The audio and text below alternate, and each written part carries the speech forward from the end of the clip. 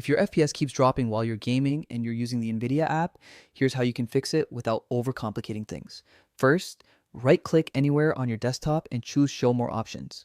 Then click Nvidia Control Panel, or just search for it in the Start menu if that's faster. Once you're in, go to Manage 3D Settings on the left, then scroll down on the right side until you see Shader Cache Size. Open the drop-down and set it to Disabled. Click Apply at the bottom, then restart your PC. Next, open the Nvidia app on the left side.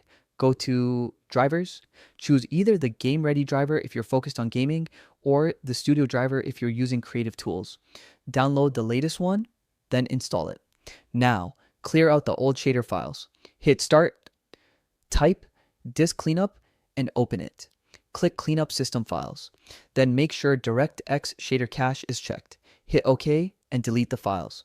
Once that's done, go back to the Nvidia control panel and re-enable the shader cache by setting shader cache size back to driver default. Apply the change and restart your PC again.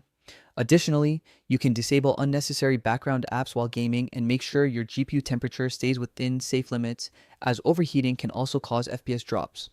Adjusting in-game graphics settings like shadows or anti-aliasing may also help improve smoothness. This whole process should smooth things out and stop the FPS drops, giving you a better gaming experience without lag or stuttering.